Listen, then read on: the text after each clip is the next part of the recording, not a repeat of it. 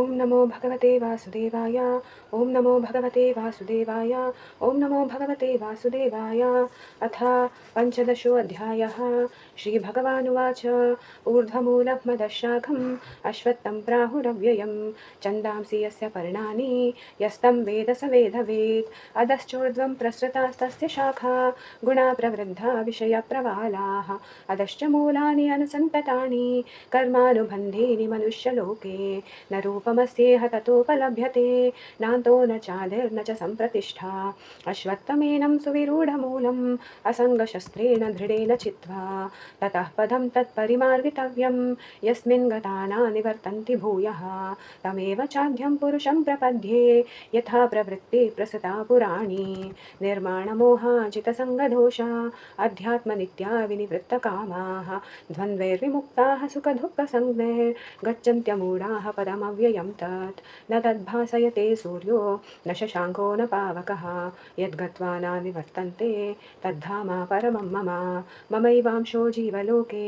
जीवभूतः सनातनः मनःषष्ठानीन्द्रियाणि प्रकृतिस्थानि कर्षति शरीरं यदवाप्नोति यच्चापुत्क्रामतीश्वरः गृहीत्वैतानि संयाति वायुर्गन्धानि वाशयात् श्रोत्रं चक्षुः स्पर्शनं च रसनं घ्राणमेव च अधिष्ठाय मनश्चायं विषयानुपसेवते उत्क्रामन्तं स्थितं वापि भुञ्जानं वा गुणान्वितं विमूढानानुपश्यन्ति पश्यन्ति ज्ञानचक्षुषः यतन्तो योगिनश्चैनं पश्यन्त्यात्मन्यवस्थितं यतन्तोऽपि अकृतात्मानो नैनं पश्यन्त्यचेतसः यदादित्यागतं तेजो जगद्भासयतेऽखिलं यच्चन्द्रमसि यच्चाग्नौ तत्तेजो विद्धि मामकं घामाविश्य च भूतानि धारयाम्यहमोजसा पुष्णामि चौषधी सर्वा सोमो भूत्वा रसात्मकः अहं वैश्वानरो भूत्वा प्राणीनां देहमाश्रितः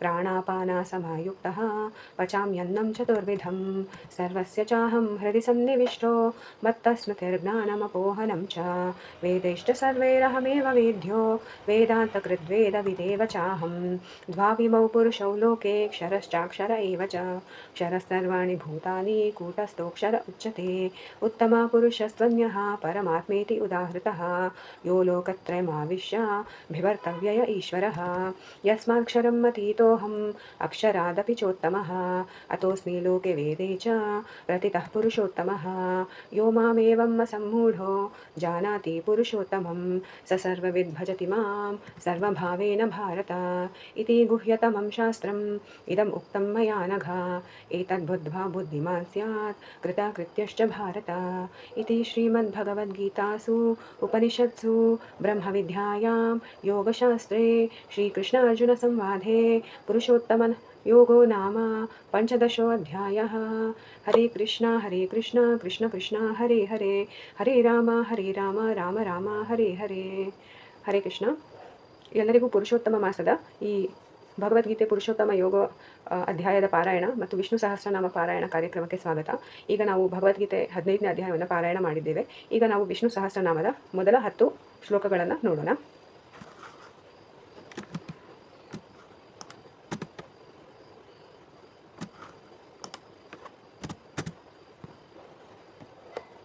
विष्णु सहस्रनामस्तोत्रं शुक्लाम्भरधरं विष्णुं शशिवर्णं चतुर्भुजं प्रसन्नवदनं ध्यायेत् सर्वविघ्नोपशान्तये व्यासाय विष्णुरूपाय व्यासरूपाय विष्णवे नमो वै ब्रह्मनिधये वासिष्ठाय नमो नमः। व्यासं वसिष्ठनप्तारं शक्तेः पौत्रमकल्मषं पराशरात्मजं वन्दे शुकतातं तपोनिधिं व्यासाय विष्णुरूपाय व्यासरूपाय विष्णवे नमो वै ब्रह्मनिधये वासिष्ठाय नमो नमः। अविकाराय शुद्धाय नित्याय परमात्मने सदैकरूपरूपाय विष्णवे सर्वजिष्णवे यस्य स्मरणमात्रेण जन्मसंसारबन्धनात् विमुच्यते नमस्तस्मै विष्णवे प्रभविष्णवे। ओम नमो विष्णवे प्रभविष्णवे। श्रीवैशम्पायन उवाच श्रुत्वा धर्मान् शेषेण पावनानि च सर्वशः युधिष्ठिरश्शान्तनवं पुनरेवाभ्यभाषत। युधिष्ठिर उवाच किमेकं दैवतं लोके किं वाप्येकं परायणं स्तुवन्तः कं कमर्चन्तः प्राप्नुयुर्मानवा शुभम्. ಹರೇ ಕೃಷ್ಣ. ಈ ದಿನ ನಾವು ವಿಷ್ಣು ಸಹಸ್ರನಾಮದ 10 ಶ್ಲೋಕಗಳನ್ನು ನೋಡಿದ್ದೇವೆ. ಸಮಯದ ಅಭಾವ ಇರೋದ್ರಿಂದ ನಾಳೆ ನಾವು ಈ 10 ಶ್ಲೋಕದ ಅರ್ಥ ಮತ್ತು ನಾಳೆ 10 ಶ್ಲೋಕಗಳನ್ನ ಪಾರಾಯಣ ಮಾಡಿ ಅದರ ಅರ್ಥ ಕೂಡ ತಿಳಿದುಕೊಳ್ಳೋಣ. ಹರೇ ಕೃಷ್ಣ. ನಿಮ್ಮೆಲ್ಲರಿಗೂ ಈ ಕಾರ್ಯಕ್ರಮದಲ್ಲಿ ಭಾಗವಹಿಸಿರುವುದಕ್ಕೆ ಧನ್ಯವಾದಗಳು.